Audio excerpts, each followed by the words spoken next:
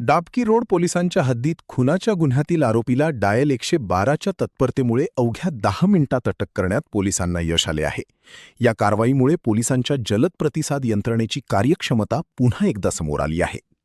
मिळालेल्या माहितीनुसार 17 मे रोजी सकाळी 8:30 वाजताच्या सुमारास राजेश सारोटे यांनी डायल 112वर फोन करून अकोला शहरातील जकात नाका परिसरात एका इसमाने धारदार शस्त्राने महिलेवर वार करून गंभीर जखमी केल्याची माहिती दिली.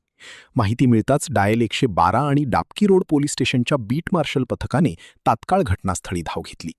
जखमी महिलेला त्वरित शासकीय रुग्णालयात दाखल करण्यात आले, मात्र उपचारादरम्यान महिलेचा मृत्यू झाला. पोलिसांनी तात्काळ आरोपीचा शोध घेत अवघ्या 10 मिनिटात त्याला ताब्यात घेतले. मृत महिलेचे नाव मंदा दीपक गुंडे असे असून त्या जकात नाका परिसरातील रहिवासी होत्या. आरोपी दीपक दगडू गुंडे याच्याविरुद्ध डाबकी रोड पोलीस ठाण्यात खुनाचा गुन्हा दाखल करण्यात आला आहे. ही कारवाई वरिष्ठ पोलीस अधिकाऱ्यांच्या मार्गदर्शनाखाली पोलीस निरीक्षक दीपक कोळी, पोलीस अंमलदार सचिन कोरडे, अजय शेळके आणि इतर कर्मचाऱ्यांनी सकाळी 8 वाजताच्या सुमारास डाबकी रोड जैन तेल केंद्र या ठिकाणी सौ मंदा दीपक गुळदे या दूध घेण्यासाठी आल्या असता त्यांचे पती दीपक दगडू गुळदे यांनी घरगुती कारणावरून त्यांच्यावर चाकूने वार करून त्यांना जीवे ठार मारले.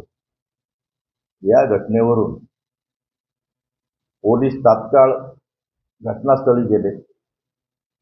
पोलिसांना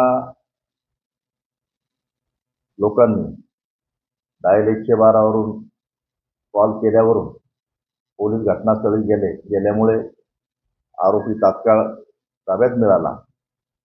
पोलिसांनी आरोपीला ताब्यात घेऊन पोलीस स्टेशनला आणले आहे. गुन्हा दाखल करण्याची प्रक्रिया पोलीस स्टेशनला सुरू आहे.